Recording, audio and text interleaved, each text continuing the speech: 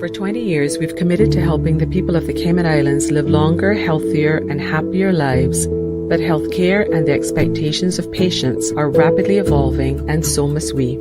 We have made incredible clinical and technological advancements and achieved JCI accreditation, the internationally recognized gold seal of approval for patient safety and quality of care. So it's time for our image to reflect our transformation from a local hospital to a world-class healthcare authority with a new logo that symbolizes national duty and pride, a statement that reinforces our commitment to our patients every step of the way, with colors as bold as our mission to provide the highest quality healthcare. Dynamic, professional, skilled, committed, caring. This is HSA.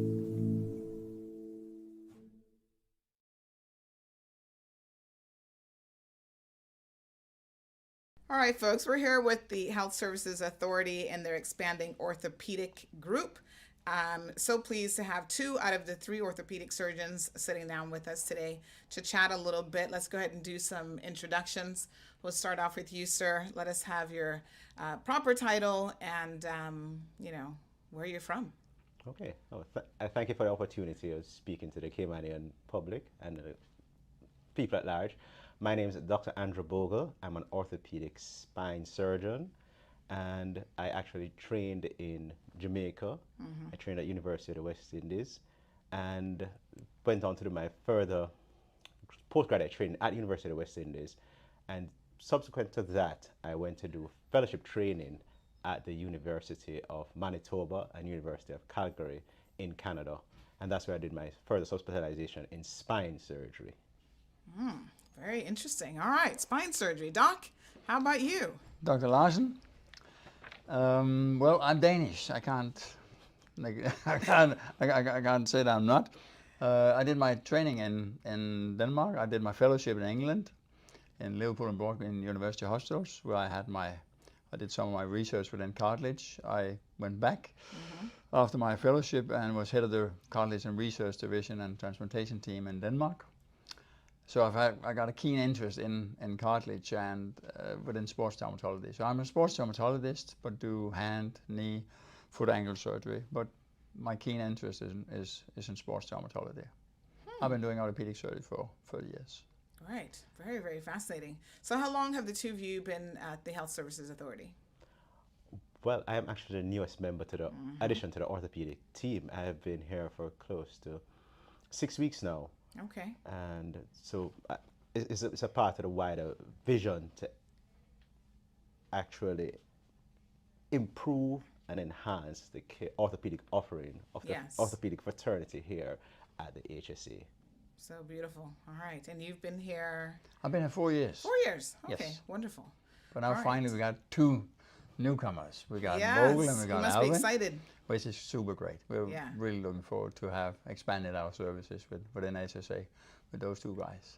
Right. So when people hear the term orthopedic, what should they think about in layman's terms? What does that mean?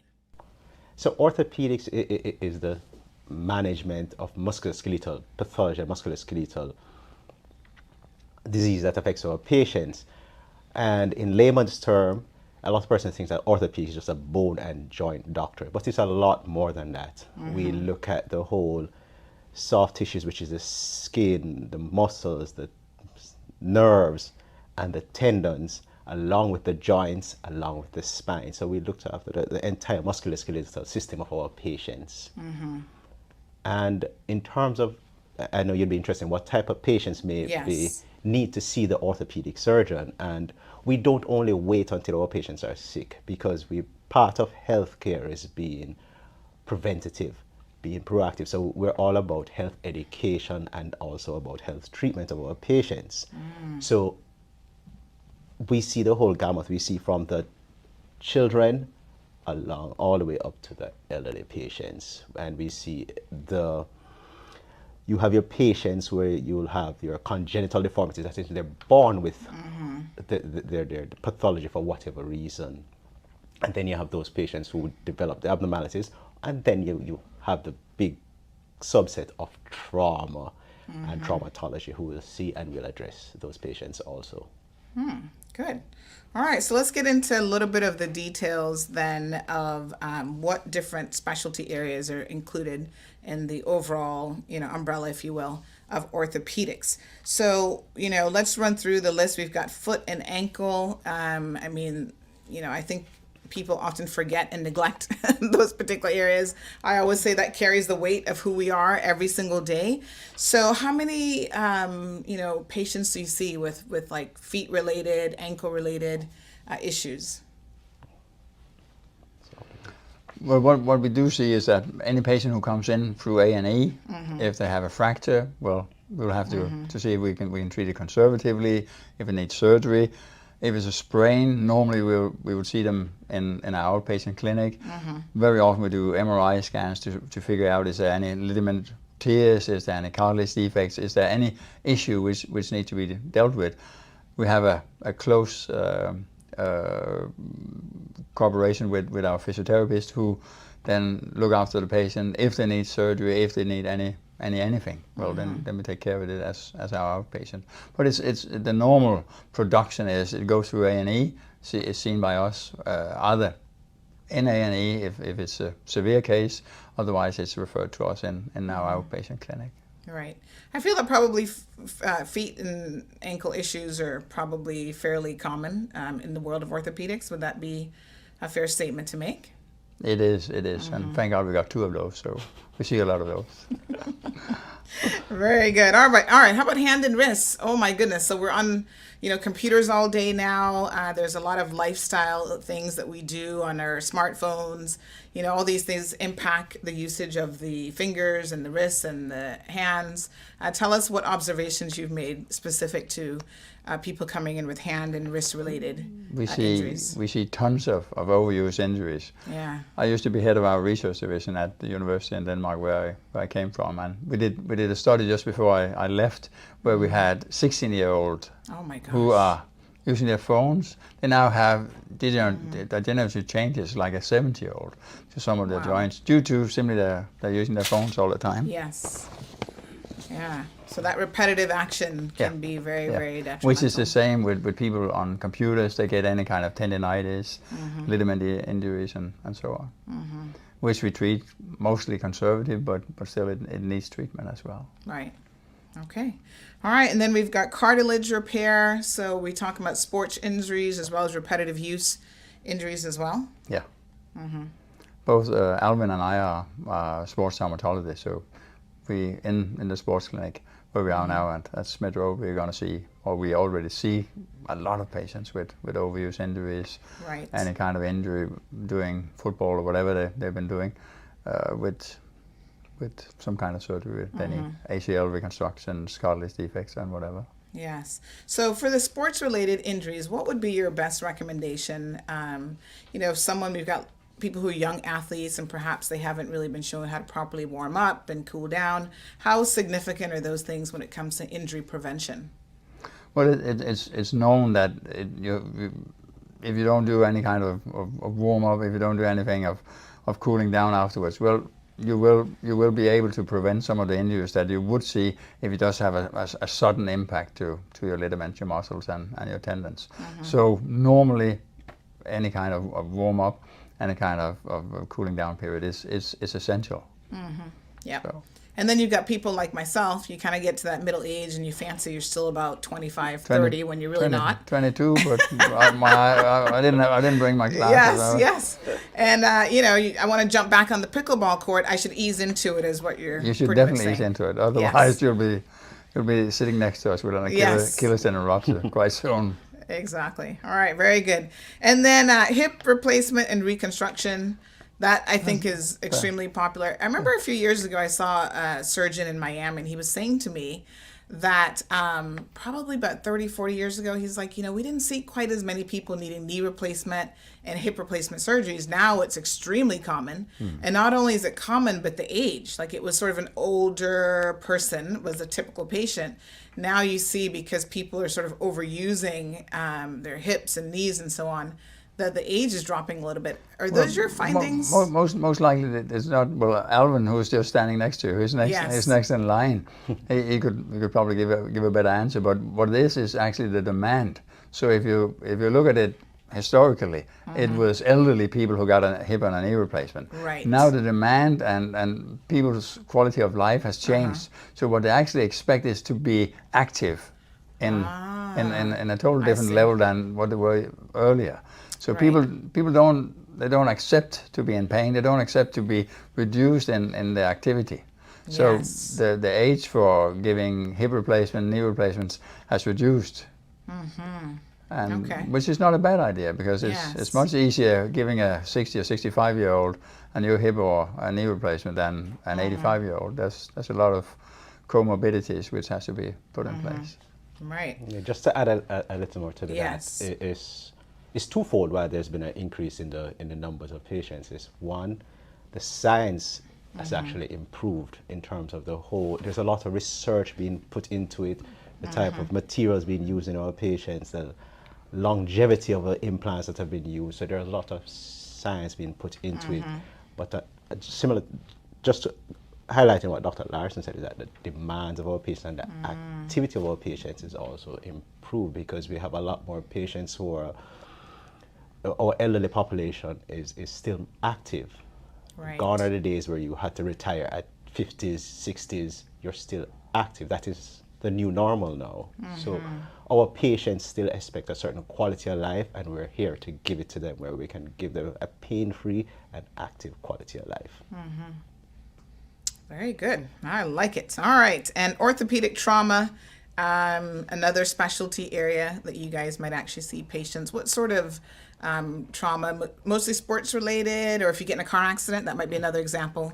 It would of be where- anything from Yeah, having slip a and fall in your fall. house. Yeah. You could be elderly having a fall in your house, having a hip fracture. It could be traffic accidents, sports injuries, whatever comes into A&E. Okay.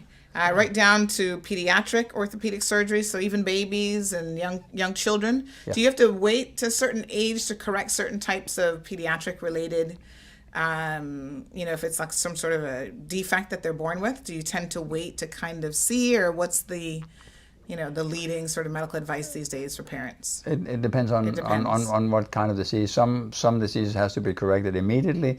Some will have to wait. So. Yes. Okay. So come in, speak to the experts, and they'll evaluate on a case-by-case basis exactly what needs to be done. Definitely. Yeah. So this is super exciting. We've got lots of other things, and we'll be talking to Dr. Almeida here in just a little bit. But, this is amazing that your sports medicine team, your orthopedics team continues to grow. So, folks, these are two of the experts that you can see as part of the growing orthopedics team here at Health Services Authority. Thank you both so much. We're going to now speak to Dr. Almeida and get some tidbits from him as well. All right, so we're going to talk about spinal surgery as well. Now, most times when people think about the spine, they think, oh my gosh, that's the one thing that I don't want to touch. I remember back in the day, you had good advice like, oh, you had scoliosis, just leave it alone. Don't touch it, because you might walk out worse than you were. Tell us a little bit, Dr. Bogle, about, your specialty is obviously spinal surgery. Where are we at now in the world of surgery when it comes to that? How efficient can procedures be? And what quality of life do your patients expect after surgery?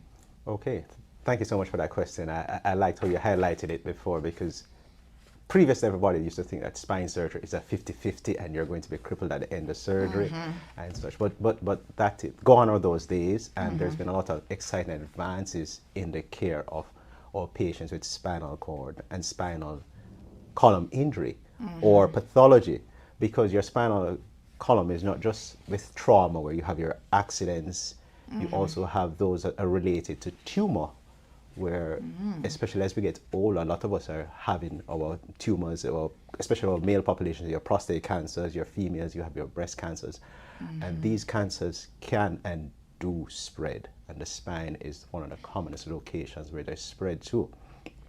And there are some times where we can't cure you, but we can ensure that you have a good quality of life, which is what is important. The other thing with spine, that is the large volume of a spine, is what we call degenerative pathology.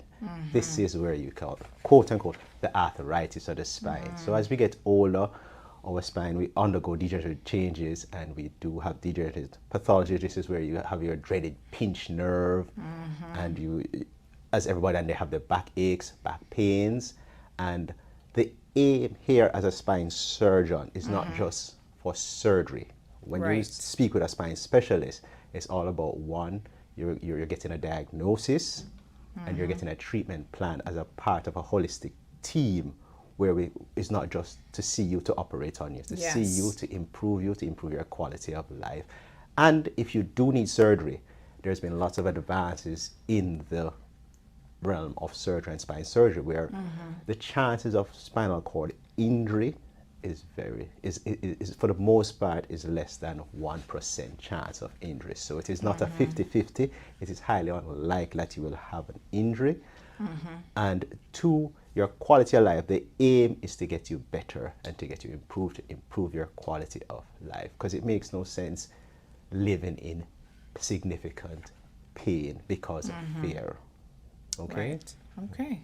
Yeah, Very good. I'd like to add to that very important thing that he brought up Yes. was that it's a team approach. I think having Dr. Bogle with us is a great addition to our team with Dr. Larson and Dr. Shaker and all of us. So we're kind of creating this orthopedic team where we are managing everything from joint replacements, hips and knees and shoulders to now spine as well.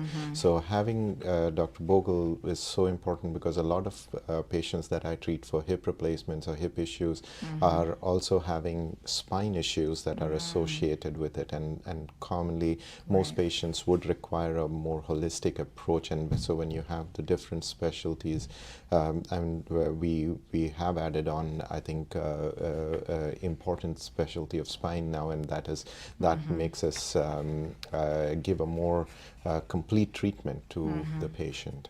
Yes, so very comprehensive options with all of the surgical team members and then the support from we physio do and rounds so forth. together. We work as one department. So Yes. so when you're on the ward, you will often see all of us coming together to discuss your case, to make sure that everything, and we give each other inputs as well, and that helps in a better overall care for the patient. Wonderful. Well, Dr. Almeida, thank you for that additional information. So let's go ahead and introduce you to our audience as well. Okay, so we're here with Dr. Almeida, who's also part of the orthopedic team at Health Services Authority. You're one of the newest members as well? Yes. Yes. Yes. Tell us a little bit about your background. Yeah. So I'm Dr. Alvin Almeida. I'm an orthopedic surgeon, and I did my training back in India, St. John's Medical College, and then I did my fellowships in joint replacements and arthroscopy and sports traumatology as well. And since I have about 22 years of orthopedic experience, and I've specialized into joint replacements and arthroscopic surgeries. I do hip and knee replacements, as well as arthroscopic surgeries of the knee and ligament reconstructions, and also I do a large part of my work has involved shoulder treatments and shoulder replacements as well, and including arthroscopic and rotator cuff repairs and surgeries for instability of the shoulder as well. Back in India, I was working at a orthopedic hospital that was exclusively orthopedic, and we used to do about 50-60 surgeries a day. So we had a high volume center, and that's where I did most of my spent most of my time experience, and that's why we are a little bit more versatile with regard to the number of surgeries and options that we can provide. Wow, that's quite a number of patients, huh? Yeah. Yes. Used to, it was quite an intense phase of this, but it was good experience, and ever since I have been in Cayman for about 10 and close to 9 years now, and wow, it's been that long. we have been, and I've been in the Cayman community for some time as well. So, and now with me joining HSA, I'm looking at the future, and it is looking very bright, and I have a great team that I have joined, that Dr. Larson, Dr. Shaker have been here for some time, and Dr. Bogle and me are the new additions to this orthopedic team. And we are as a team we cover a wide range of specialties, right from hand surgery and foot and ankle, which Dr. Larson generally does, and also he does knee arthroscopies and sports traumatology. I do sports traumatology, knee arthroscopies, and shoulders, as well as I cover the reconstruction, adult reconstructive surgery, that is hip replacements, knee replacements, shoulder replacements. And we have Dr. Bogle, who does some primary hip and knee replacements as well, and is mostly a spine surgeon too. So we have a wide range of specialties that we cover comprehensively between the four of us. And in addition to providing trauma services, and as you know, HSA is the primary trauma center for any accidents, anything happens, we are the first ones to get the patients in. And we have a very comprehensive accident and emergency department and a lot of physicians there, and we work closely with them to manage trauma patients as well. Very good. All right, so let's talk a bit about the area of sports medicine. So you've had, a real wealth of experience in a number of areas, but I understand sports medicine is of particular interest to you. It's your specialty also. So tell us a little bit about, what types of patients you're seeing under that umbrella. Sure. So sports traumatology is a wide field, because you have so many different sports, and you can see that the Cayman population, there's a lot of sports that happen. There are lots of leagues. There's the football league, and then there's a flag football, and then there's rugby, and then there's softball and baseball. And I think we are a very vibrant sporting community, to be honest. And we do see injuries from time to time, and like you mentioned a little while ago, pickleball, that's the new thing, because now a lot of the weekend warriors are suddenly jumping and lunging and then having tender Achilles tears or having some particular meniscus issues or injuries. So we are here to help the patients with these injuries get back to sports. I mean, not that we don't want we want you to start get back and return to these sports as well. So yeah, sports surgery, sports medicine, basically. We have a extensive sports medicine department. This is a room we are in as the sports medicine clinic at the HSA. And we have sports medicine physicians who can help you with the diet and medical part of sports medicine. And then we have Dr. Larson and myself, who specialize in sports traumatology. So we generally come in when you have had a ligament injury, something torn in your knee or your shoulder. And then we come in to do the job. But there's a large part of sports medicine which is medicine related, as in it would involve injections. Sometimes we can do cortisone injections. We could do PRP or platelet-rich plasma injections. We can do gel injections to the joints to help with degeneration and all that. So sports, there is a wide range, and depending on what sports you play, like for example, some sports you're more prone to have shoulder injuries or upper limb issues, and there are some sports where like football, where you would most commonly have an ACL tear or a meniscus tear in your knee. So we do have the specialization to take care of these injuries, right from medical management to surgical management. Wow. So you pretty much got it all covered there, I would say. Yes, pretty much. Between the shoulder and between Larson and me and Dr. Bogle, I think we have everything from the spine to the large joints covered, and even the small hands and feet as well. Right. So sports and exercise medicine is different how from general orthopedics?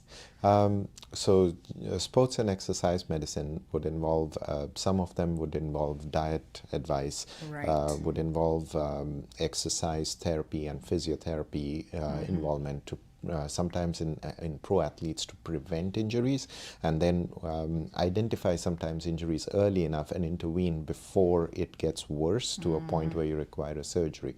So so sports and exercise medicine involves a combination of physiotherapy, sports medicine specialists, and the sports traumatologist, which is the surgeons who do the surgery when something is structurally wrong.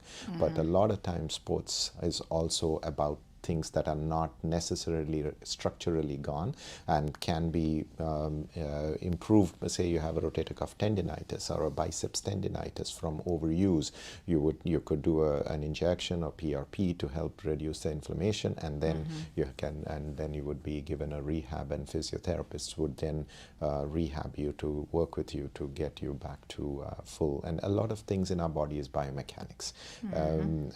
I think orthopedics is one branch of medicine that deals more with biomechanics than anything else. So if it's your hip is off, you have a deformity, you have a bow leg, you have a knock knee, everything has an effect on how you walk in this one. So a lot of things that treatment do focus on correcting those biomechanics, and that's where the therapists and the sports medicine comes in. Yep, absolutely. I've experienced that myself.